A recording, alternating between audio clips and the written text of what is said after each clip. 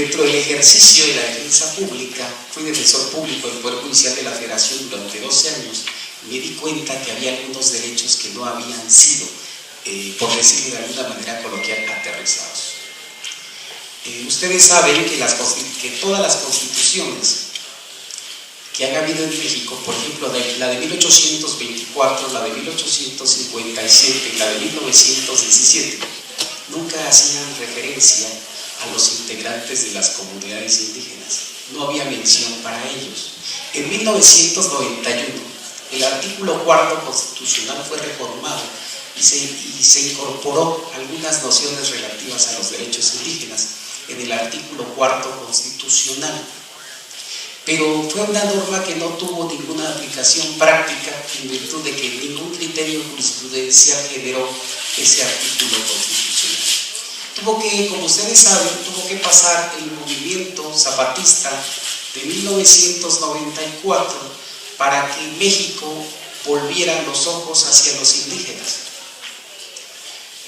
El presidente Vicente Fox presentó la iniciativa de reforma al artículo 2 constitucional, y ese artículo 2 constitucional constituye actualmente un gran catálogo de derechos indígenas.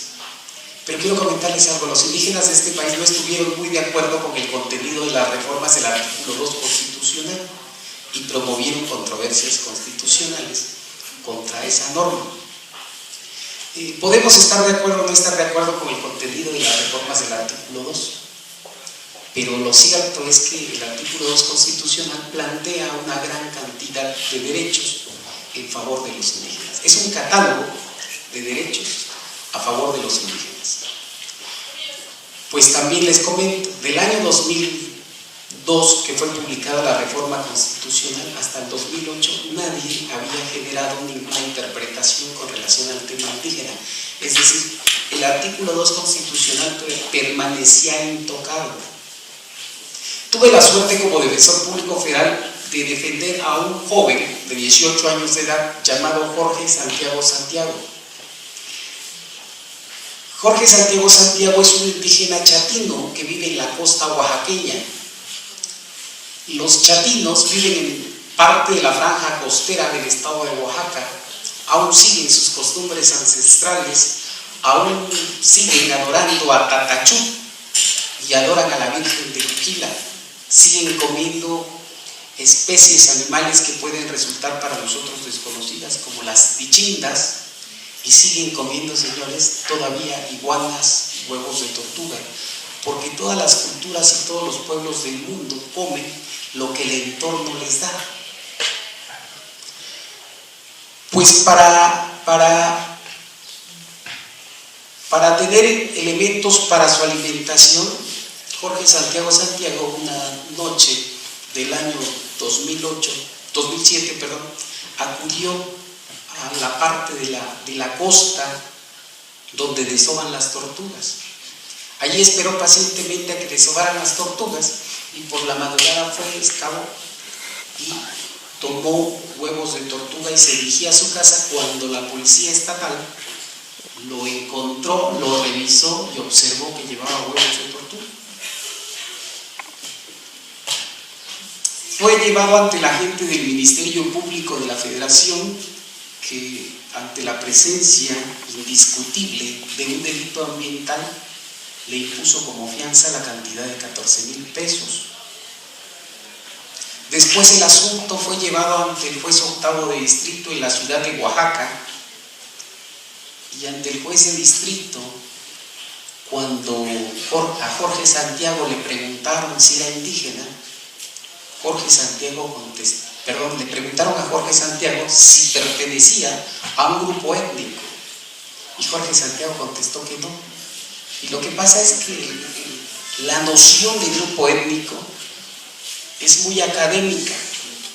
Si a él le hubiesen preguntado cuál era su pueblo, cuál era su comunidad, pues habría respondido que él era chatino. Sin embargo, ante la dificultad de comprender la noción de grupo étnico, Jorge Santiago dijo que no. Además, no podemos olvidar otra cosa en este país: los indígenas tradicionalmente hemos sido discriminados.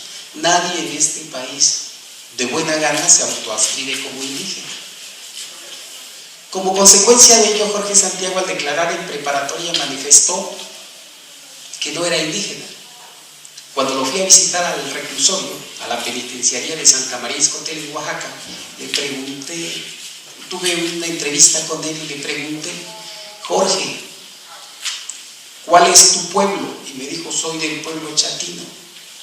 Y le dije: ¿tienen en tu pueblo un sistema tradicional de cargos? Es decir, primeramente, para ocupar los cargos principales necesariamente tienes que pasar por ser topí, luego por ser sacristán, luego por ser mayor de vara, luego por ser teniente, luego por ser alcalde, luego presidente. Y me dijo: sí.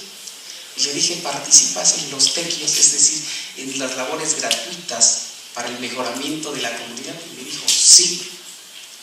Y me dijo: soy chatino, pero ya no hablo la lengua. Es que mi madre no quería que se me cuatrapeara la lengua cuando fuera yo a la escuela. Y el término cuatrapear, ustedes lo conocen, es un término que cuando se refiere el término cuatrapear a una persona cuando no habla correctamente el idioma castellano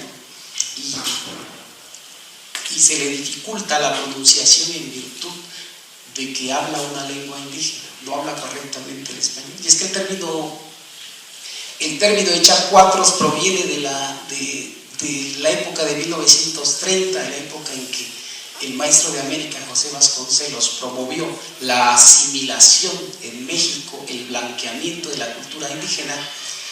Y entonces los maestros rurales iban a las comunidades y a los niños que se atrevían a hablar en las aulas en su lengua indígena eran castigados, y el castigo era muy triste, era sentarlos en un rincón y el maestro los hacía pelones, no voy a decir claramente, los hacía pelones y les dejaba 4 mechones en cada extremo de la cabeza, y entonces de ahí viene el término echar cuatros, porque le dejaban 4 mechones al que se atrevía a hablar en clase.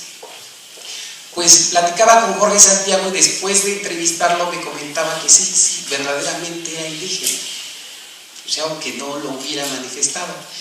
En razón de lo anterior hice un escrito ante el juez de distrito y manifesté que mi defendido, lo hice a nombre de él, y mi defendido se autoascribió, se autoidentificó como indígena. El juez de distrito le tuvo por reconocido ese carácter sin mayor problema y dijo que efectivamente, si se autoascribía, que con eso bastaba para considerarlo indígena. Siguió el proceso y después de ofrecer las pruebas periciales con las que yo traté de demostrar que lo que estaba haciendo Jorge Santiago no era que lo que estaba haciendo Jorge Santiago era el ejercicio de su derecho a la diversidad cultural, es decir, que si la Constitución promovía la protección de los usos y costumbres de la manera de ser diversa del indígena, que esa conducta no podía ser castigada por una norma penal. El razonamiento así estaba construido más o menos. El juez de distrito, entendiblemente, postuló la prevalencia del derecho positivo sobre los sistemas normativos indígenas. En la apelación fue la misma circunstancia. Puedo leer, aunque no se haya escrito en la resolución de segunda instancia, una afirmación que dice: tu costumbre no te autoriza a incumplir los mandatos de las normas penales o a cumplir los mandatos de las normas penales. Derivado de esto, acudí ante un tribunal colegiado en materia penal en la ciudad de Oaxaca, con este argumento de que Jorge Santiago estaba haciendo uso de su diversidad cultural y que esa diversidad cultural no podía ser sancionada por la norma penal en virtud de que la propia Constitución en su artículo 2 la protegía. El tribunal colegiado fue un poco más allá y dijo, no lo digo así, pero lo entiendo, dijo, el tribunal colegiado sostuvo y dijo: esta persona no es indígena, y no es indígena porque no habla dialecto, no es indígena porque no habla dialecto y además se advierte que ya vive en un medio urbano. Como consecuencia de ello, las previsiones del artículo 2 constitucional no le pueden beneficiar porque no es indígena. Como puede observarse, el tribunal colegiado estableció lo siguiente y marcó un criterio y dijo: solamente los que hablan un dialecto, así lo dijo, un dialecto, son indígenas en este país. Tuve que acudir en el amparo directo en revisión 1624 diagonal 2008 ante la Suprema Corte de Justicia de la Nación para que la Suprema Corte de Justicia de la Nación definiera quién es indígena en este país. Y en la resolución de la primera sala del amparo directo en revisión 1624 diagonal 2008, la Suprema Corte dijo: el criterio lingüístico, es decir, si habla o no habla la lengua indígena, no define al indígena, lo define quién es indígena y quién no es indígena la propia conciencia de la identidad indígena, es decir, la autoadscripción, la autoidentificación. Con esto, que pareciera muy pequeño, los indígenas de este país supimos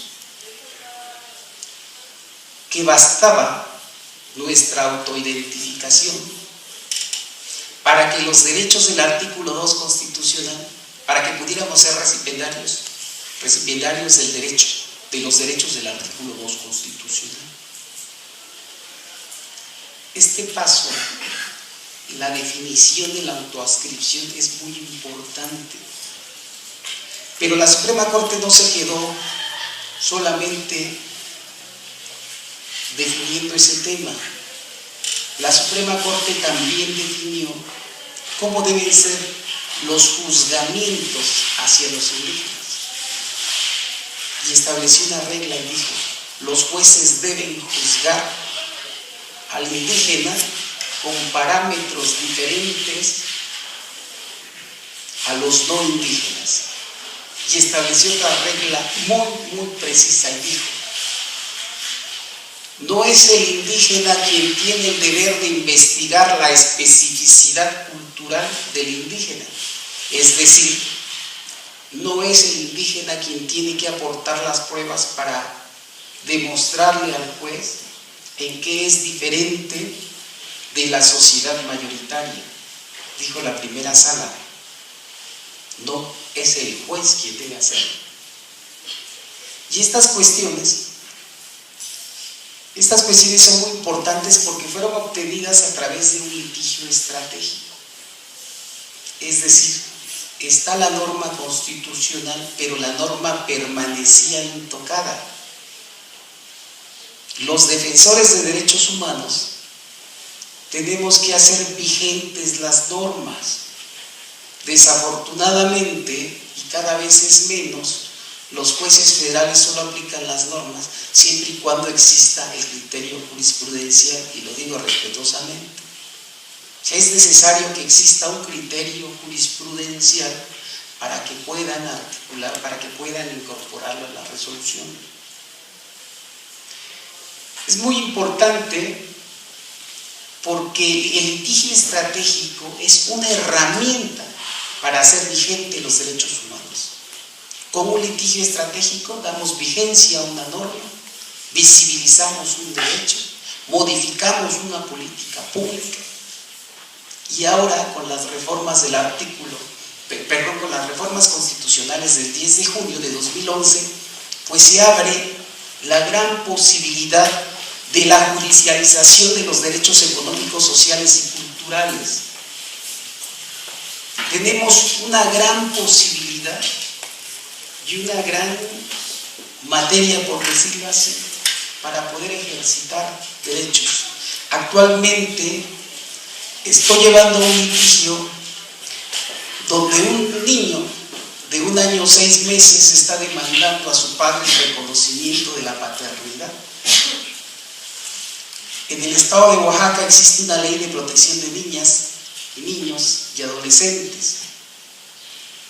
Y en esta norma, el artículo 46 de esa ley, establece que el juez tiene el deber de proveer a la madre todos los instrumentos para que se desahogue la prueba genética, la prueba del ADN. Sin embargo, en el estado de Oaxaca ninguna dependencia, ni la Secretaría de Salud, ni la Procuraduría General de Justicia, ni el Tribunal Superior de Justicia tienen los instrumentos necesarios para desahogar esa prueba. Estoy promoviendo ahorita un amparo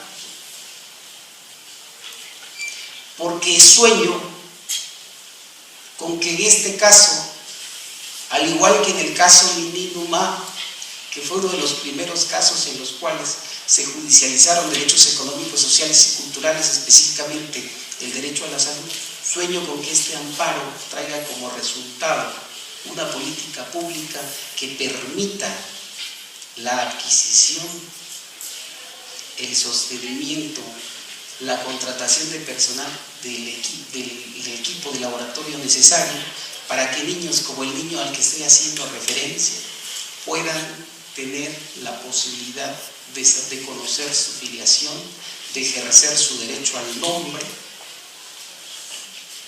y de, como consecuencia de ello, demandar alimentos. Dejo hasta aquí la conversación. Maestro doctor Valornero, por favor. Muchísimas gracias a licenciado Carlos Morales. En ese momento igual en esta mesa que realmente me correspondía, voy a tratar de exponerles algún tema y vamos a hablar con broche de oro, escuchando también las opiniones del doctor Miguel Ángel Aguilar. La idea del litigio estratégico, como bien lo dice Carlos, es a partir de un solo caso, ocupar el litigio, que a partir de un solo caso lograr cambiar no solamente la forma de pensar del juzgador, sino incluso a veces hasta llegar a golpear los cimientos de la política pública para poder lograr crear o instaurar instrumentos que de otra forma no se tendrían.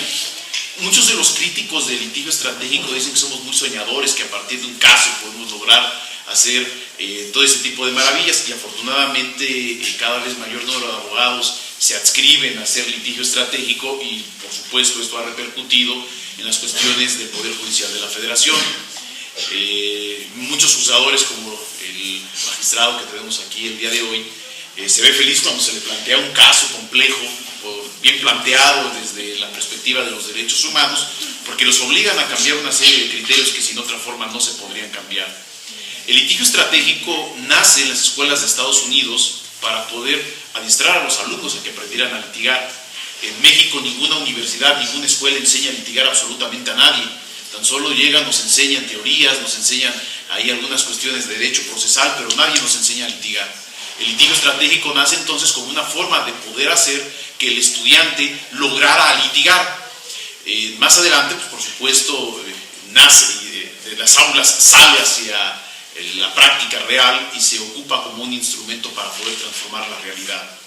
El caso que les voy a presentar es un caso que tiene no del todo el feliz éxito para un caso estratégico, aunque sí repercutió de buena forma en el sistema acusatorio penal. Ustedes saben que hoy día en el sistema penal acusatorio, a partir de la reforma de 2008, tan solo 3 entidades federativas lograron instaurarlo, que en su totalidad en todo su territorio, que es Chihuahua, Morelos y el Estado de México. En esos 3 estados, durante la vigencia del sistema acusatorio, jamás se había presentado una audiencia que en el Estado de México le llamaban restitución de derechos de víctima, o en los otros 2 que le llamaban el restablecimiento de las cosas al Estado que guardaba. Un nombre un tanto desafortunado que creo que conserva el Código Nacional de Procedimientos Penales. No había la posibilidad de que se haya resuelto porque ninguna víctima había puesto a la consideración de un juez de control restitución de derechos de víctima. Regularmente se iban al amparo, los jueces de control, incluso las veces en que se les llegaba a pedir en estas 3 entidades, decían que no tenían ellos la facultad de realizarlo, que para ello estaban los jueces de distrito y mandaban, desde todos estos agravios son sobre constitucionalidad y violación de derechos humanos, ve a un juez de distrito a través del juicio de amparo y dejo salvo tus derechos porque yo no puedo resolverlo. El caso que les voy a plantear es de un niño de 5 años de edad, que es originario ahí de Nezahualcóyotl, que lo conocen en el Estado de México como el caso de Fernandito. Fernandito está en el seno de una familia que son de la religión cristiano-pentecostés, en el que la tía una mañana despierta y dice que Dios le habló, que Dios le decía que tenía que resguardar a su familia en el domicilio, estar en la casa, orar, ayunar, porque iba a haber un gran temblor en la Ciudad de México que iba a destruir en su totalidad a la ciudad. ¿Qué es lo que hace la señora? Reúne a su familia, les platica esta circunstancia. El papá de Fernandito no es cristiano pentecostés, sin embargo siempre había dejado el cuidado y la instrucción religiosa a favor de la madre. La mamá lo que hace es dedicarse a ellos, enseñarles, adoctrinarlos, y el papá, que es policía del Distrito Federal, no se inmiscuye en ese tipo de cosas. Le dice, oye, pues vamos a orar, vamos a estar varios días en ayunas. Le dice, pues mira, pues coincide en las fechas en las que yo voy a estar de turno, no hay ningún problema, nos vemos el fin de semana. Cuando va el papá el fin de semana, toca, le dicen que se vaya, que el diablo lo había mandado, que no podía entrar, que no podía estar ahí, que era la tentación. Él se enoja, videograba el momento en el cual está llamándole a la familia que no puede ingresar, se retira a denunciar los hechos al Ministerio Público. Sin embargo, fue una situación ya un tanto tardía, porque en la siguiente día, que por cierto va a ser 2 años de estos desafortunados eventos, mientras están ahí le dice la tía, que era la que hablaba con Dios, que Dios iba a llegar, que había llegado el momento. Dice, pónganse de pie, cierren los ojos y vamos a orar. El niño de 5 años no decide cerrar los ojos. La tía le dice, se le ha metido el diablo, hay que purificarlo, y con las uñas, con los dedos, le extrae las órbitas oculares. Tanto su mamá como la tía le dice, ayúdame, y le extraen los ojos, se los arrancan. Las órbitas oculares que quedan del niño en el piso. Llega la policía, porque uno de los que está ahí dentro rompe la puerta, llama a la policía, llega la policía, detiene a todos, y el Ministerio Público dicta medidas de protección a favor del menor. La medida de protección consistía en que lo iba a depositar en el DIF del Estado a fin de que él se encargara del menor. El papá trata de acercarse al niño, no se lo permiten, le dicen que no puede estar con el niño, dado a la medida de protección. El papá busca asesoría legal, va con sus amigos, llega, lo canalizan con un servidor. Lo analizo el caso y veo potencialmente un caso de litigio estratégico para el sistema acusatorio, buscando que un juez de control realizara los primeros criterios sobre la restitución de derechos de víctima. De esta forma promovemos ante un juez de control la primera audiencia que se celebrara en el Estado de México sobre restitución de derechos de víctima en el sistema acusatorio. Y es curioso porque la audiencia ante el juez de control tenía que ver con todo menos propiamente con la situación de los imputados y resolver sobre ellos. Era una audiencia en la cual el juez de control asumía competencia para resolver sobre de derechos humanos y no sobre una situación sobre el imputado, si su control de detención, si sobre su vinculación, que formular la imputación, nada de eso versaría esa audiencia. Era una audiencia exclusiva para que el juez de control analizara las posibles violaciones a los derechos humanos de una víctima dentro del sistema penal acusatorio. El juez de control, al enterarse, es oral todas las audiencias, de manera oral se le pide al juez exactamente 2 circunstancias: que realizara un control de convencionalidad. Yo creo que hoy día un tanto es hasta desafortunado hablar de control, porque antes nos da la idea de desaplicación, de lectura, de parámetro y de inconformidad o no conformidad, y desaplicar y declarar inconstitucionales o inconvencionales normas. Y yo le decía al juez de control, le pido control de convencionalidad, pero no en el supuesto que desaplique ningún solo artículo, sino que aplique directamente el estándar internacional al caso que nos ocupa. Que lo que yo le estoy pidiendo interprete no el Código Penal de Procedimientos Penales, o el Código de Procedimientos Penales para el Estado de México. Tampoco le estoy pidiendo que interprete la ley para los niños y adolescentes del Estado de México, sino que de manera directa tome el criterio sobre el interés superior del menor que había desarrollado la Corte Interamericana y que aplicara directamente la Convención Americana al caso del niño. Y pedía varias cuestiones que la misma Convención de los Derechos del Niño establecía a favor de los menores. El juez de control, después de escuchar la petición que se le realizaba, dice que se declara competente y resuelve una serie de circunstancias que son muy interesantes. Entre ellas dice que efectivamente tenía que ser revisada la medida de protección que dictaba el Ministerio Público. Después de analizar la Convención, por primera vez también en el Estado de México para materia penal aplicaba el protocolo de actuación para quienes imparten justicia en tratándose de niñas, niños y adolescentes, que es un protocolo que emitió la Suprema Corte de Justicia, que incluso tenía un mes de haberse emitido en el caso de Fernandito. El juez dice, lo voy a asumir, lo voy a tomar, y conforme al protocolo y directamente con la Convención Americana, con la Convención de los Derechos del Niño, resuelve el caso. Y dice, mantengo la medida de protección. Yo le pedía que me restituyera al niño, me dice, no, mantengo la protección al menor, mantengo la medida que ha tomado el agente del Ministerio Público, pero la gradúo conforme a estándares internacionales. ¿En qué forma la va a graduar? Y dice, señalo que el Estado de México tiene la responsabilidad del menor. Por lo tanto, deberá conservarse el menor en el lugar en el que se encuentra, que es el DIF del Estado de México. Dice, y ordeno que el DIF adecue un área especial para que pueda estar el menor. Que toda la atención médica y todos los gastos que origine la atención médica correspondan al gobierno del Estado de México, porque es su obligación garantizar a los menores, en este caso, que ha sufrido de un delito. De igual forma, ordena que el padre tiene que ser notificado de todas y cada una de las actuaciones que realiza el Ministerio Público, de todos los resultados que tenga la carpeta de investigación y por motivo de los actos de investigación, sean también notificados al padre y que el padre pueda ver al menor. Dice que lo tiene que ir viendo de manera gradual, poco a poco, hasta que un perito en materia de menores determinara que tenían que ser restituidos. Esta primera audiencia es una audiencia modelo, que incluso hoy día, al parecer, el Estado de México la ocupa para poder adiestrar a sus jueces de control. Sin embargo, no quedó ahí el asunto, porque el Ministerio Público incumplió con alguna de las resoluciones.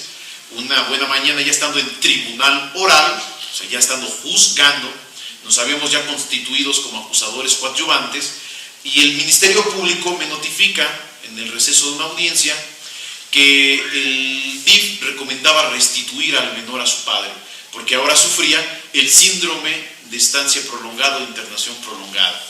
Lleva como año y medio ya estando internado en el DIF. Los peritos recomendaban su restitución, y al tribunal oral volvemos a hacer la petición de derechos humanos, y el tribunal oral, que la regla, lo que establece el Código de Procedimientos Penales, es que tiene que tan solo desahogar las pruebas que se hayan admitido en la etapa intermedia, y conforme al desahogo de pruebas dictar una sentencia, hace una excepción y señala una audiencia para restituir nuevamente derechos de víctima. La regla en el Estado de México consistía en que medidas de protección y medidas cautelares tenían que ser revisadas por juez de control, y en este caso el tribunal oral asume la competencia y señala una audiencia especial para restituir los derechos de la víctima, y en audiencia especial aplica punto a punto el protocolo de actuación para quienes imparten justicia tratándose de niñas, niños y adolescentes. Celebra la audiencia de prueba de capacidad para ver si los menores, porque eran dos, el hermanito que habían sacado sus ojos y su hermano mayor de 8 años de edad, para ver si estaban en aptitud de hablar con el tribunal oral. El tribunal oral habilita un espacio para poder hablar con los menores. Después de escucharlos, resuelve la restitución total de los menores al padre, pero continúa con la orden de que el Estado de México tiene que continuar con la atención de los menores hasta en tanto ellos sean dados de alta. Digo que es un tanto desafortunado para el litigio estratégico porque los jueces del Estado, uno piensa que cuando promueve algo de litigio, me lo va a negar el juez, voy a llegar al juzgado de distrito, el juez también me lo va a negar, voy a llegar al tribunal colegiado y voy a lograr una tesis que sirva de parámetro para otros jueces. Desafortunadamente en este caso, para el litigio no llegó al Poder Judicial, porque no logramos arrancar del Poder Judicial algún criterio respecto de la restitución de derechos de víctima, pero lo que alegra es de que jueces locales asumieron la competencia en materia de derechos humanos, resolvieron sobre derechos humanos y por lo menos a nivel local se tiene este parámetro. Inclusive Rubiel Ávila, durante su informe de gobierno del año 2012 y 2013, pone dentro de su informe en la parte de menores y del sistema acusatorio, en el 2012 lo pone en el sistema acusatorio, en el 2013 lo pone en su informe como parte de su atención a la niñez, el caso de Fernandito. Ustedes leen el informe de gobierno de Rubiel Ávila en el 2012, dice que el sistema acusatorio ha tenido éxito en la materia de víctimas y que el caso lo es el del menor, en donde se ve que la víctima ha logrado una vía idónea para ser escuchada dentro del sistema penal acusatorio. En el 2013 lo dice que es un éxito del gobierno del Estado de México, dice que es un éxito del gobierno del Estado, para poder dar los recursos y canalizar a las víctimas del delito, como el caso de Fernandito, de protección a los derechos del niño y que el gobierno del Estado de México está comprometido en la defensa de los derechos del niño. Incluso ustedes cuando lo abren, así es el caso Fernandito, pónganle en el buscador cuando tengan el texto y les va a mandar incluso hasta una imagen en donde Rubiel está abrazando al niño, en donde habla sobre el caso en sus dos informes. Ese es un caso que digo que aparentemente es no exitoso para la situación de litigio estratégico, pero sí por lo menos obtuvimos la situación de que un juez de control y un tribunal oral aceptaran su competencia en materia de derechos humanos. Actualmente, igual, así como da un adelanto, como lo hace Carlos, de algún asunto que estamos llevando, tengo a uno, que bueno, quizá a muchos del Poder Judicial no les guste la forma porque es respecto del personal que elabora en el Tribunal Judicial, pero en este caso local. En el Tribunal Local, el Consejo de la Judicatura tiene un acuerdo en el que dice que los trabajadores del Poder Judicial del Tribunal Superior de Justicia del Distrito Federal tendrán una hora de trabajo, un horario de trabajo, dice a tal hora, que son 8 horas, le pone salvo las necesidades del empleo. Le pone agregadito el acuerdo del Consejo de la Judicatura del Distrito Federal, salvo las necesidades del empleo. Salvo las necesidades del empleo, pues implica salir hasta que se acabe el trabajo.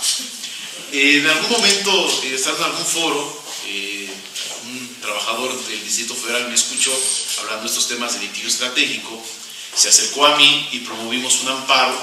Obvio, es el caso de Margarito, pues sabes, porque es fácil localizarlo. Si ya con el nombre de Margarito es fácil localizarlo dentro del Poder Judicial del Distrito Federal, pues era mucho más fácil encontrarlo. Margarito me pide que planteemos una demanda de amparo ante el Poder Judicial de la Federación. Planteamos la demanda, no hay otro lugar pues, que el Poder Judicial que puede resolver. El juez de distrito le da entrada en el que estamos pidiendo la inconstitucionalidad del acuerdo del Consejo de la Judicatura en el cual se establece el horario de trabajo para los trabajadores del Poder Judicial del Distrito Federal. Aquí hay una circunstancia respecto de los tratados internacionales, porque por lo menos los convenios de la OIT sí permiten que los trabajadores de confianza tengan un tratamiento diferenciado, situación que no sucede con la Constitución Política de los Estados Unidos Mexicanos. El artículo 123, apartado B, es claro al establecer que los trabajadores al servicio del Estado tendrán una jornada máxima de 8 horas de trabajo y no hace ninguna diferenciación entre trabajadores de base o trabajadores de confianza. Bajo ese argumento decimos de que no tiene por qué haber ninguna diferenciación y que no era viable que quien era responsable de velar a través del sistema difuso derechos humanos fueran los primeros en violentar los derechos de sus trabajadores. Entonces el Poder Judicial del Distrito Federal, a través de un control difuso, no tendría por qué ser ni siquiera el primero en violentar los derechos de sus trabajadores. Si bien pueden hoy día los jueces en materia local presumir el reivindicarse la posibilidad, como lo hicimos en el Estado de México, de defender derechos humanos, pues hay que empezar por su propia casa, sería un buen ejemplo. Y los derechos de los trabajadores del Poder Judicial, en este caso del Distrito Federal, podría ser una circunstancia. Hoy día el asunto está por dictarse sentencia Esperemos que sea favorable, que en realidad esperamos o prevemos que no lo vaya a hacer de esta forma, para poder lograr que en este caso sí lleguemos a un tribunal colegiado, que creemos que tendría toda la situación para poder resolver al respecto, interpretar directamente el artículo 123, o en su caso, que es lo que buscamos realmente, que la Corte defina un criterio sobre la situación de los trabajadores del Poder Judicial, o en este caso de los poderes judiciales locales, que si llega a asumirlo, creemos que indirectamente podrá llegar también la voz al Poder Judicial Federal. El caso paradigmático, que es lo que buscamos nosotros en defensa de derechos humanos, es que un caso que sirva de ejemplo, porque es una muestra de una realidad existente, sirva para resolver otros tantos casos más. Espero que haya sido también de su interés el caso, los dos casos que les he planteado, y pues a cerrar con broche de oro con el magistrado. Muchas gracias.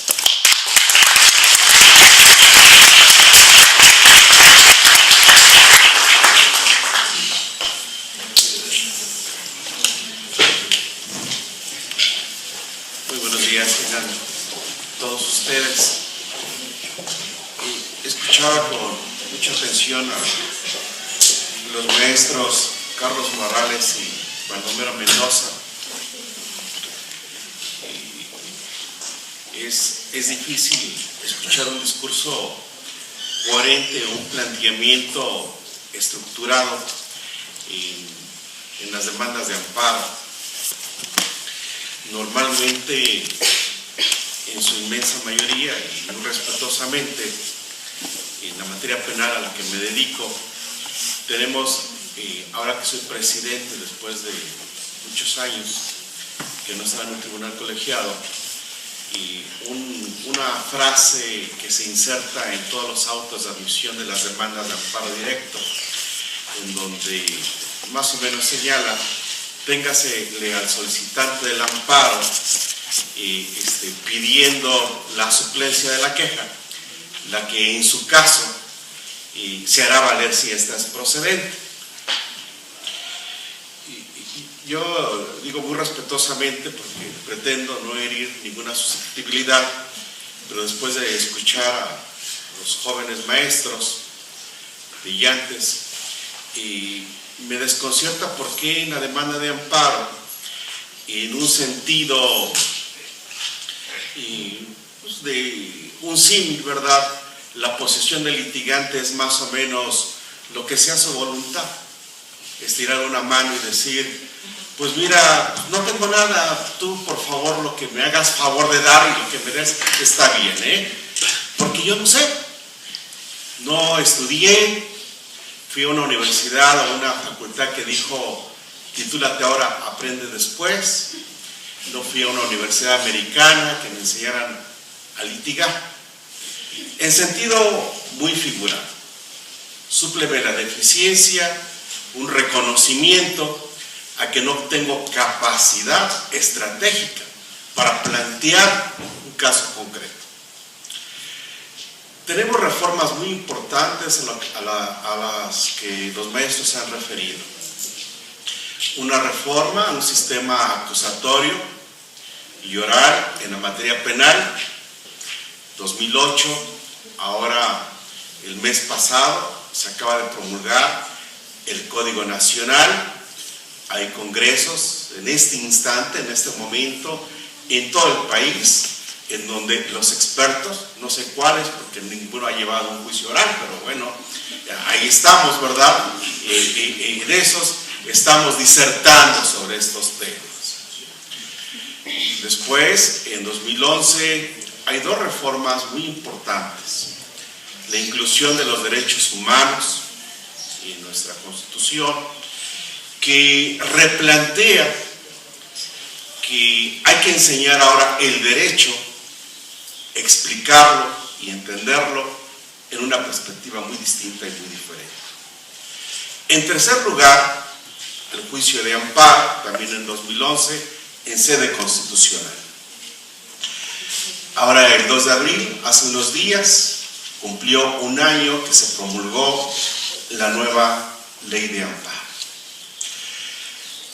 En 2011, en agosto, la Suprema Corte de Justicia se reunieron los ministros y dieron origen a la décima época del Poder Judicial de la Federación en el tema de la jurisprudencia.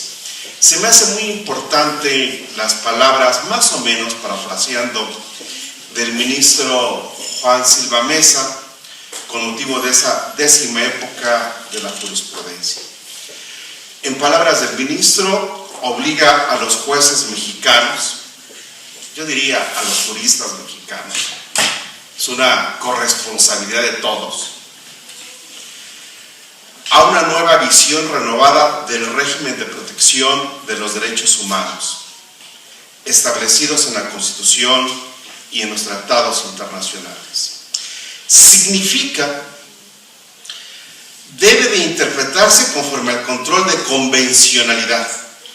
Por ello, los tribunales federales deben ser accesibles, más cercanos a la sociedad, que se rijan fundamentalmente por una lógica de derechos, nuevas habilidades, apertura de mente, aprendizaje y actualización constante, sensible y compromiso social renovado. Son estas las nuevas exigencias a los juzgadores en el orden federal. Y ahora empieza a correr una frase que a mí me gusta y que se las comparto: ser juzgadores de la décima época, o ser juristas de la décima época. Lo que implicaría para la filosofía, la sociología jurídica, repensar en el derecho. El maestro Carlos lo dice, y lo dice bastante bien. El argumento que se emplea en la práctica judicial o se ha empleado de manera cotidiana se sustenta en dos aspectos únicamente, y quiero hacer un reconocimiento a título personal. El primero de ellos es un formato, un machote, se llama el argumento de lo particular a lo particular. Muchas veces van a ver que nuestra sentencia, como corresponde a un formato, en lugar de negarle el amparo a Juan Pérez, se lo negamos a Isidro Ríos, porque ahí se quedó el formato. Ordenamos el decomiso de la cocaína cuando lo que estamos ventilando es un arma de fuego. Se quedó en el formato. Muchas de las veces los jóvenes proyectistas sustentan que saben hacer sentencias cuando habría que recordarles que lo que saben hacer es rompecabezas, irlos armando y formateando. En segundo lugar, todo se quiere resolver por una jurisprudencia. Todo. Me dice un secretario, magistrado, cámbienme a mis oficiales judiciales, porque no saben buscar jurisprudencia. No saben, no me sirven, no me son útiles. Y la agilidad y la rapidez implica encontrar una jurisprudencia. Yo les digo, no te la voy a cambiar. Hacen el dúo perfecto. Ellas no saben buscar jurisprudencia y tú no sabes pensar. Entonces están bien los dos. El planteamiento estructural que implica repensar en el derecho, habría que preguntarnos el por qué y el para qué de estas reformas constitucionales, esas reformas a las normas secundarias y una nueva décima época. Un tema complejo, un tema difícil en el contexto de la cultura de un país en el que hicimos formados, educados, estructurados y desarrollados bajo un planteamiento estructural. Dicen los maestros y dicen bien, ¿cómo poder tener una visión distinta y diferente que nos permita replantear litigios estratégicos?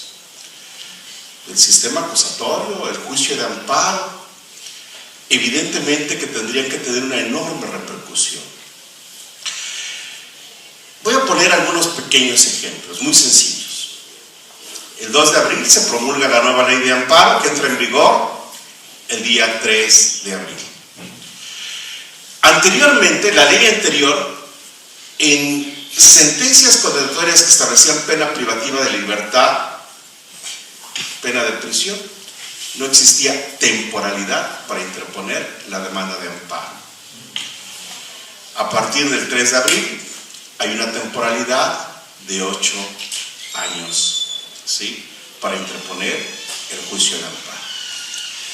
Se presentan una serie de demandas de amparo. Voy a hacer un récord bajo para no exagerar. El 85% de los tribunales colegiados en el país, cuando el acto de reclamado, la sentencia condenatoria, tendría más de 8 años, vamos a poner un ejemplo, fue condenado en el año 2000 a 40 años de prisión por secuestro, homicidio, lo que ustedes quieran.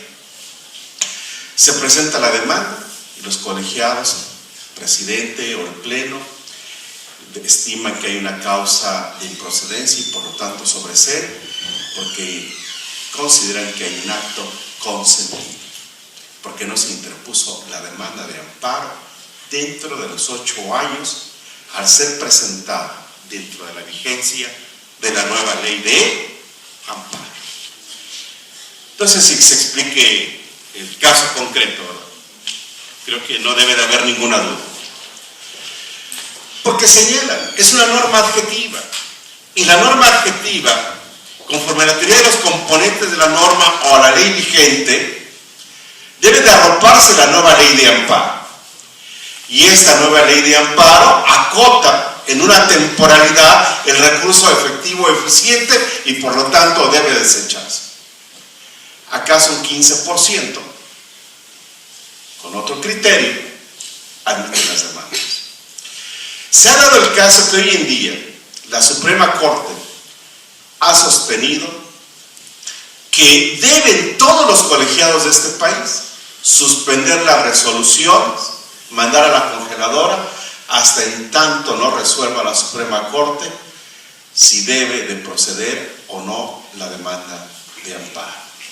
La Suprema Corte ha sostenido, se suspende todo en este país porque evidentemente el desechamiento, la posibilidad de cientos de personas está cooptada.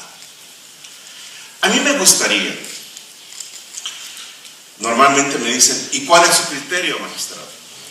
Yo siempre contesto, ¿y cuál es el de ustedes, el de cada uno?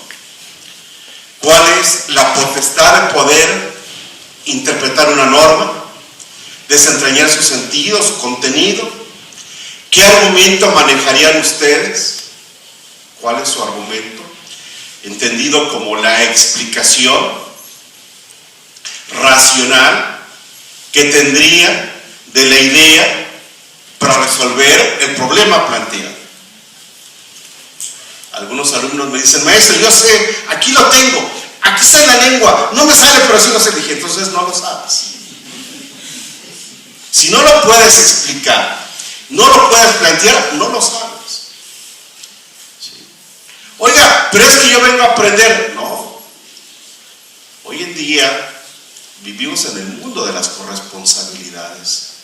Es necesario capacitarnos, prepararnos, es necesario estudiar, es necesario reflexionar. Es desterrar esas prácticas en las que se nos daba todo. Esa suplencia de la queja también tiene muchos efectos cuando vamos a clases, por ejemplo. Lo que nos dice el maestro es verdad absoluta. No se discurre, no se discute, no se cuestiona. Así aprendimos la religión. Así aprendimos en el contexto de la sociedad, en el seno familiar. Lo que ordenaban los padres era verdad absoluta. Se necesita establecer hoy en día, a través de la estrategia de litigio estratégico, nuevos diálogos, interlocutores, capaces, preparados. Por ejemplo, a mí me cuestionan otros temas. Se los planteo. Una persona es condenada por un delito de robo a transeúnte, en pandilla y con violencia física. Las víctimas se encuentran vendiendo celulares en un tianguis. Les ponen 2 años por el robo, 2 por la transeúnte, 2 por violencia, 6, y por la pandilla 1 año más o menos, 7 años de prisión. Años más tarde, 3, 4 años, la Suprema Corte cambia el criterio y sostiene que la calificativa de transeúnte es solamente cuando el pasivo está deambulando de un lugar a otro. Que en el supuesto que si la persona está en un lugar fijo, vendiendo, en el ejemplo concreto, celulares, no es transeúnte. En un incidente innominado, plantea esta persona los beneficios de la nueva jurisprudencia. Para el efecto de que se elimine la calificativa, quedaría en 5 años y se le podría ya dar beneficios y salir a la calle. El criterio del juez y de la segunda instancia, ¿sí?, y del juez del amparo sostienen: la cosa juzgada es inmutable. La jurisprudencia no tiene retroactividad alguna. Dense a la tarea de buscar este tema en investigación jurídica. Solamente hay 2 investigaciones en el Instituto de Investigaciones Jurídicas de la UNAM que más o menos dan algunos apuntamientos. Hay una investigación que hace la ministra Olga Sánchez, que la verdad no resuelve el planteamiento. ¿Pero qué opinará una tribunal constitucional alemán, por ejemplo? Una corte inglesa, o la finlandesa, o la norteamericana. ¿A qué se referirán los tratados en el tema de la interpretación judicial? ¿Cómo hacer un replanteamiento cuando el 100% de los jueces en este país les van a sostener que la cosa juzgada no es mutable? Otro ejemplo. Una persona es procesada por 2 delitos graves. El juez le impone 5 años de prisión en el Distrito Federal, le concede el tratamiento en libertad, él se acoge al beneficio y solicita la libertad provisional bajo caución e interpone recurso de apelación. Ustedes saben que acogerse a un beneficio, la Corte ha establecido que no constituye, después de una contracción de tesis, consentir la sentencia. Le conceden la libertad provisional bajo caución, le admiten la apelación, el tribunal de alzada confirma la condenatoria. Va al juicio de amparo. En el juicio de amparo, el colegiado advierte que existe una violación procesal porque no se practicaron los careos procesales. Por cierto, uno de los magistrados integrantes es disidente y sostiene en su voto particular 3 veces, así como la canción, expresamente el quejoso sostuvo que no quería carearse con nadie. Luego, ni los constitucionales ni los procesales lo puedes obligar, porque ese es un derecho de él. Y no obstante, ordenan reponer con el argumento de salvaguardar un derecho humano a un debido proceso. La sala deja insubsistente su sentencia, le ordena al juez que deje insubsistente la de él y reponga. El juez repone, ordena la práctica de los careos, pero ¿qué creen? Como son 2 delitos graves, ordena la reaprehensión de esta persona. ¿Por qué? Dice, pues porque ya no hay sentencia, porque son delitos graves. En ese instante, ¿sí?, gira la orden de aprehensión, cumplen con la orden de aprehensión y el quejoso promueve un juicio de amparo en contra de la orden de aprehensión ya cumplido. El juez de distrito en el amparo indirecto le sostiene: es un acto consumado de una manera irreparable. Por lo tanto, sobresee en el juicio de amparo. ¿Cuántos casos más quieren? Pues yo resuelvo diario todos estos. Muchos. Basta, súpreme la deficiencia de la que. Por eso escucho a dos abogados que hacen planteamientos, que hacen estrategias de los casos. Hay una jurisprudencia de la Corte cuando el inculpado no es citado a declarar ministerialmente, él sabe que hay una averiguación previa en su contra, va con el Ministerio Público y dice: mira, aquí salió en el periódico que me acusan de evasión fiscal, que hay una averiguación previa en mi contra, quiero comparecer, saber de qué se trata. Y dice: no hay nada. Y si acaso hay algo, ejerce tu derecho a defensa ante el juez. Promueve un amparo antes de que le notifiquen, ejercen acción penal, ¿sí? Amplía la demanda de amparo en contra de la orden de aprehensión, pero habrá que analizar, ¿sí?, si hay o no violaciones en la averiguación previa. El ejercicio de la acción penal no podría tener por consumadas irreparablemente las violaciones en esa etapa pre o para procesar. Redimensionar el tema de los derechos humanos en una estrategia eficiente, efectiva y profesional replantea cambiar chips. Dice una magistrada y dice bien: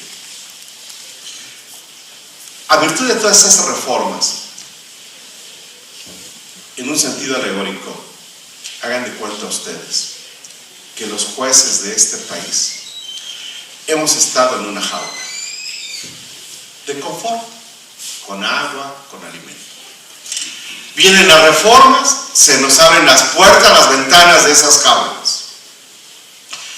Algunos pocos, muy pocos, salen en estampido, haciendo control difuso en muchos contextos, hipergarantismo, muchos aspectos, y en sentido figurado se estrellan con las ventanas, se estrellan con los cables, con los árboles.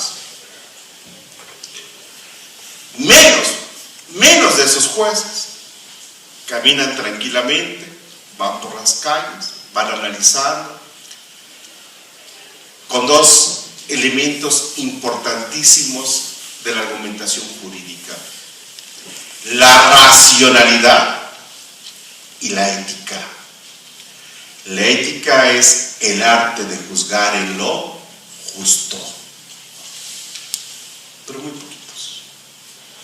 La inmensa mayoría, vamos a poner un extremo, más del 95%, ¿saben qué pasa? Prefieren quedarse en la jaula, ahí, en esa comodidad. Por eso necesitamos que ese litigante, ese que haga un planteamiento estructural en su concepto de violación, en su concepto de agravio, sea un verdadero activista de los derechos humanos como esos jóvenes abogados, en casos paradigmáticos, para que en ese mismo sentido figurado es como poner, ¿sí?, una vara y decirle: salgan.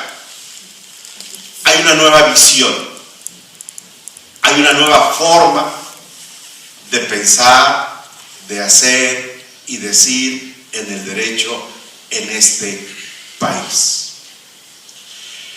El sustento de un sistema acusatorio, en la crítica más profunda, se sostiene que nuestro proceso penal, ¿sí?, tiene como males enraizados a la corrupción. La corrupción no es únicamente pedir dinero o recibir dinero. La corrupción que más ha hecho daño a esta nación es la corrupción que sostiene la ignorancia. Cuando yo hablo en este contexto, muchos compañeros magistrados me dicen, fíjate lo que dices, Miguel Ángel. Tengo 30 años de magistrado y nunca he recibido 5 centavos indebidamente. Soy un hombre honesto. Pero no falta quien le grite desde algún lado del auditorio y le dice, sí, pero en 30 años no has abierto un libro. Eso es corrupción. La impunidad y la incultura en contra del derecho. ¿Cómo ser paradigmáticos para que verdaderamente el prestigio de esta universidad, de esta facultad de Derecho, pueda producir en nosotros la cultura de la verdad y de la legalidad? Estamos ante un gran cambio, ante un contexto importantísimo en muchos de estos sustentos, en muchas de estas estructuras. Escuchen ustedes. De los artículos 1, 14, párrafo 1 y 17 de la Constitución Política de los Estados Unidos Mexicanos, 8, numeral 2, inciso H, y 25 de la Convención Americana sobre Derechos Humanos, y 14 del Pacto Internacional de Derechos Civiles y Políticos, interpretados sistemáticamente a la luz de los principios de irretroactividad, progresividad, pro persona y tutela judicial efectiva, se advierte el criterio hermenéutico de los derechos humanos, en atención al cual debe acudirse a la norma más amplia y favorable o a la interpretación más extensiva, cuando se trate de reconocer derechos sustantivos protegidos, entre ellos el de la libertad personal.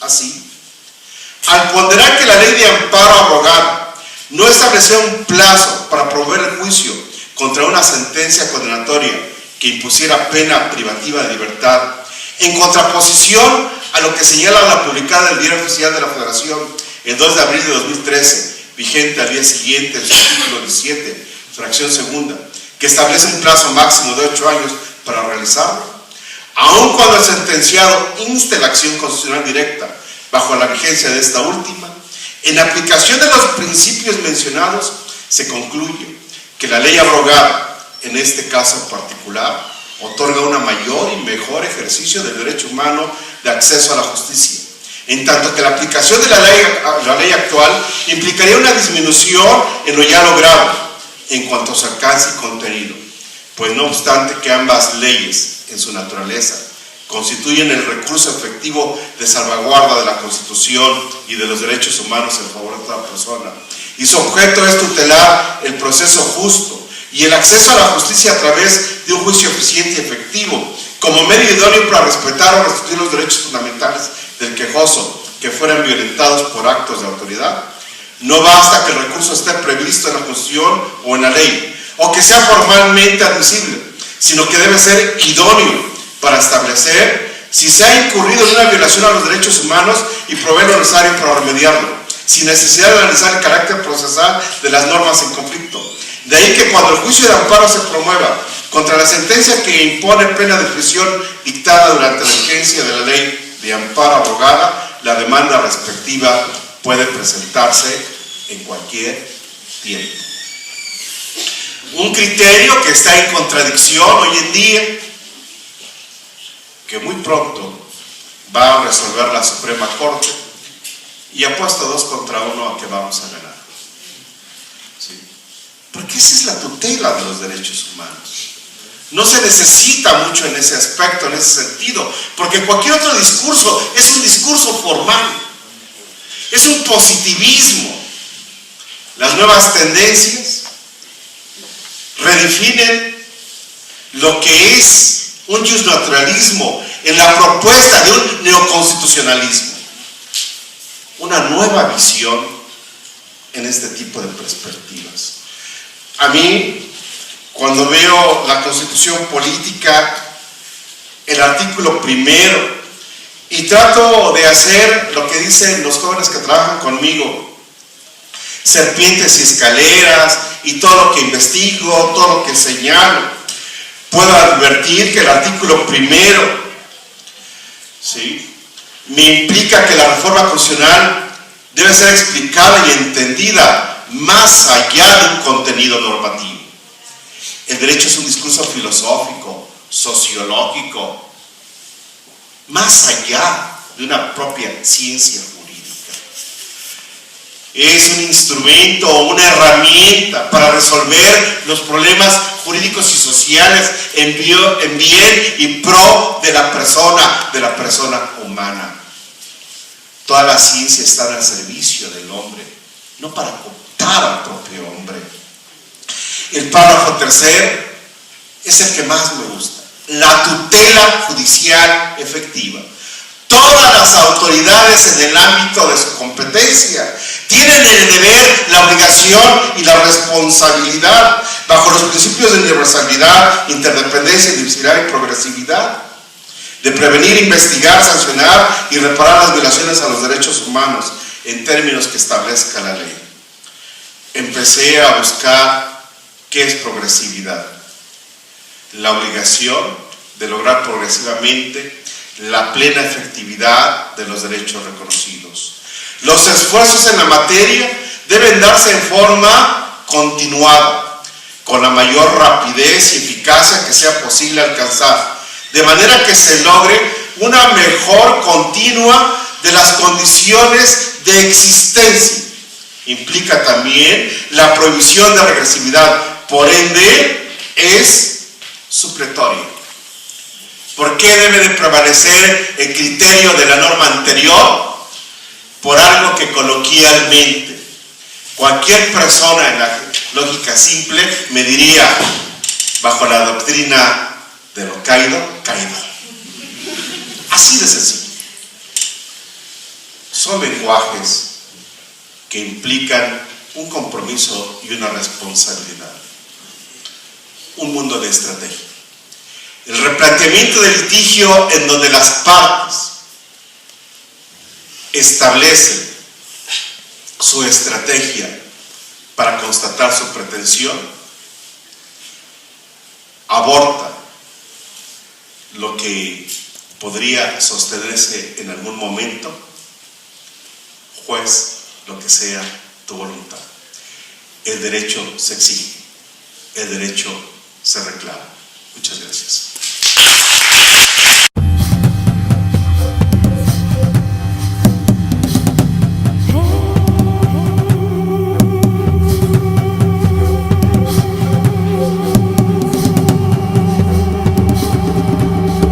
Consecuencia de ello, las previsiones del artículo 2 constitucional no le pueden beneficiar porque no es indígena. Como puede observarse, el tribunal colegiado estableció lo siguiente y marcó un criterio y dijo: solamente los que hablan un dialecto, así lo dijo, un dialecto, son indígenas en este país.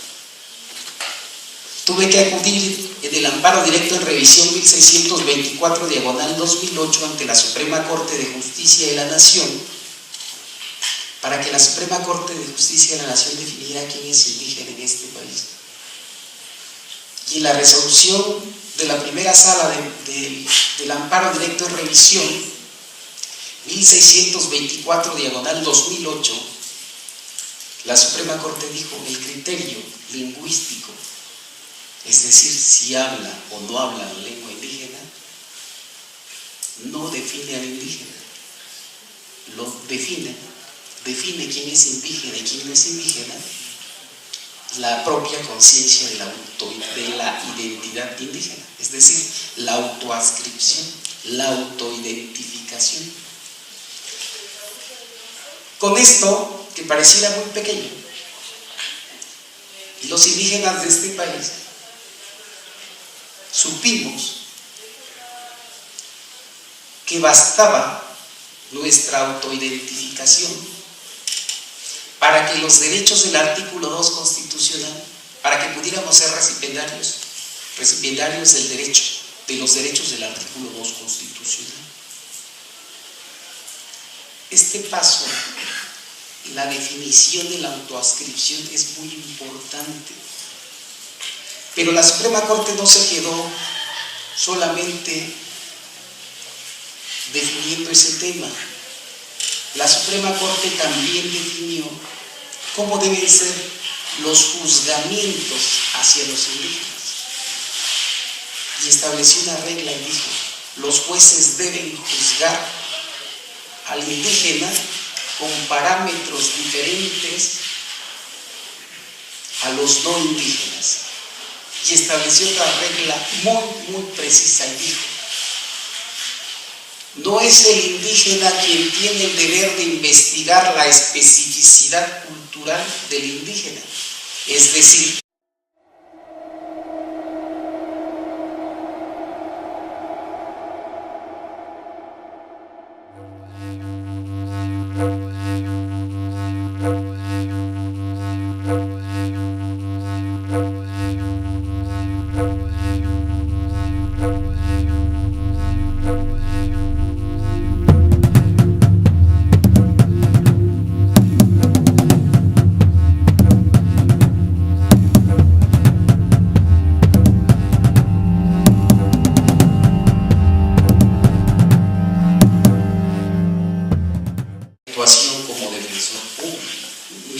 cuando era yo defensor público. Dentro del ejercicio de la defensa pública, fui defensor público del Poder Judicial de la Federación durante 12 años. Me di cuenta que había algunos derechos que no habían sido, por decirlo de alguna manera coloquial, aterrizados.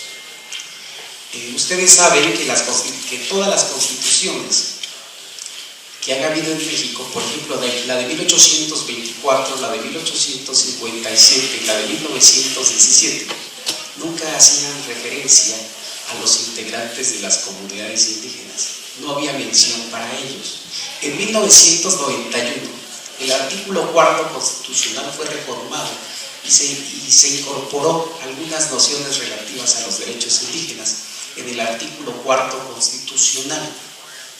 Pero fue una norma que no tuvo ninguna aplicación práctica en virtud de que ningún criterio jurisprudencial generó ese artículo constitucional. Como ustedes saben, tuvo que pasar el movimiento zapatista de 1994 para que México volviera los ojos hacia los indígenas. El presidente Vicente Fox presentó la iniciativa de reforma al artículo 2 constitucional, y ese artículo 2 constitucional constituye actualmente un gran catálogo de derechos indígenas. Pero quiero comentarles algo, los indígenas de este país no estuvieron muy de acuerdo con el contenido de las reformas del artículo 2 constitucional y promovieron controversias constitucionales contra esa norma. Podemos estar de acuerdo o no estar de acuerdo con el contenido de las reformas del artículo 2, pero lo cierto es que el artículo 2 constitucional plantea una gran cantidad de derechos en favor de los indígenas. Es un catálogo de derechos a favor de los indígenas. Pues también yo hice un escrito ante el juez de distrito y manifesté que mi defendido, lo hice a nombre de él, y mi defendido se autoascribió, se autoidentificó como indígena. El juez de distrito le tuvo por reconocido ese carácter sin mayor problema y dijo que efectivamente, si se autoascribía, que con eso bastaba para considerarlo indígena. Siguió el proceso y después de ofrecer las pruebas periciales con las que yo traté de demostrar que lo que estaba haciendo Jorge Santiago no era que lo que estaba haciendo Jorge Santiago era el ejercicio de su derecho a la diversidad cultural, es decir, que si la Constitución promovía la protección de los usos y costumbres de la manera de ser diversa del indígena, que esa conducta no podía ser castigada por una norma penal. El razonamiento así estaba construido más o menos.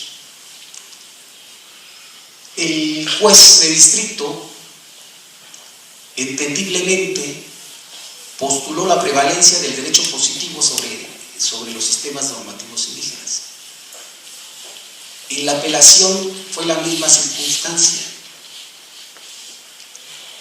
Puedo leer, aunque no se haya escrito en la resolución de segunda instancia, una afirmación que dice: tu costumbre no te autoriza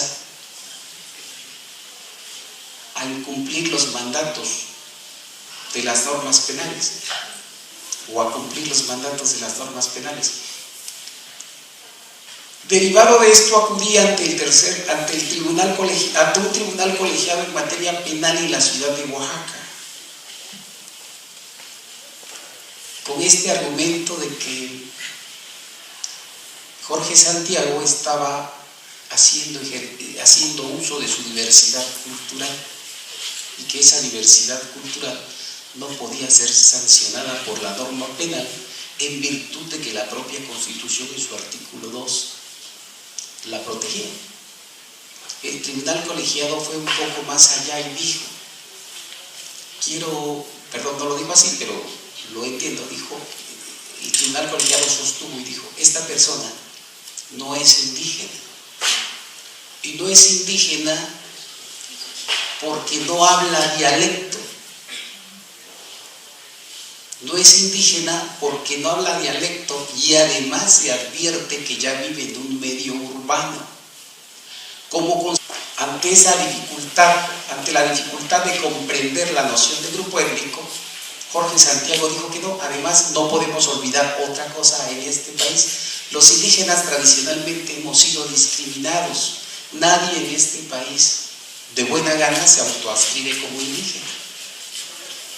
Como consecuencia de ello, Jorge Santiago, al declarar en preparatoria, manifestó que no era indígena. Cuando lo fui a visitar al reclusorio, a la penitenciaría de Santa María Escotel en Oaxaca, le pregunté, tuve una entrevista con él y le pregunté, Jorge, ¿cuál es tu pueblo? Y me dijo, soy del pueblo chatino. Y le dije, ¿tienen en tu pueblo un sistema tradicional de cargos? Es decir, primeramente, para ocupar los cargos principales necesariamente tienes que pasar por ser topí, luego por ser sacristán, luego por ser mayor de vara, luego por ser teniente, luego por ser alcalde y luego presidente. Y me dijo, sí.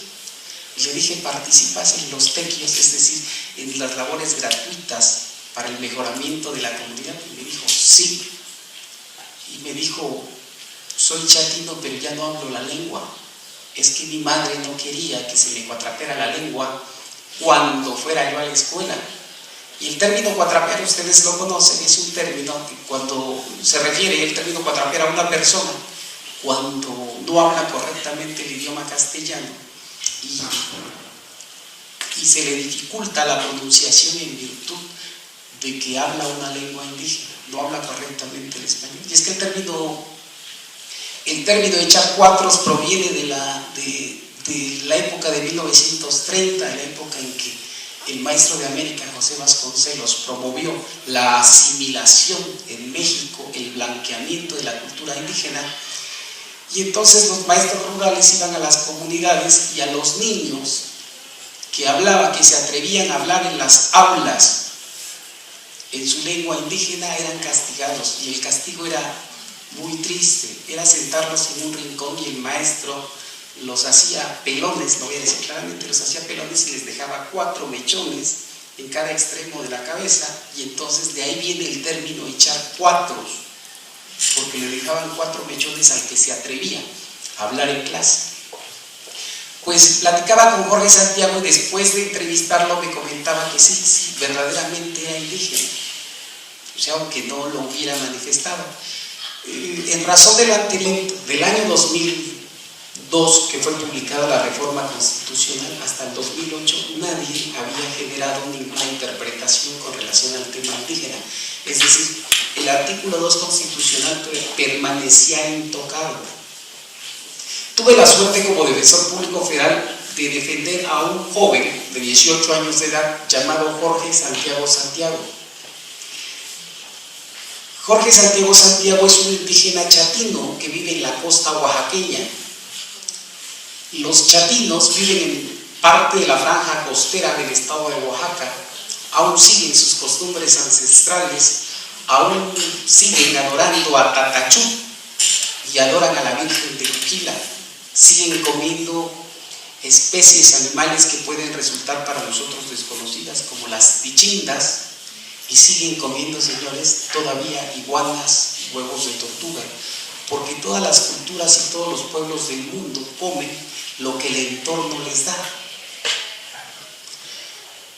Pues para Para tener elementos para su alimentación, Jorge Santiago una noche del año 2007, acudió a la parte de la costa donde desovan las tortugas. Allí esperó pacientemente a que desovaran las tortugas y por la madrugada fue, excavó y tomó huevos de tortuga y se dirigía a su casa cuando la policía estatal lo encontró, lo revisó y observó que llevaba huevos de tortuga. Fue llevado ante la gente del Ministerio Público de la Federación, que ante la presencia indiscutible de un delito ambiental le impuso como fianza la cantidad de 14,000 pesos. Después el asunto fue llevado ante el juez octavo de distrito en la ciudad de Oaxaca, y ante el juez de distrito, cuando a Jorge Santiago le preguntaron si era indígena, le preguntaron a Jorge Santiago si pertenecía a un grupo étnico, y Jorge Santiago contestó que no.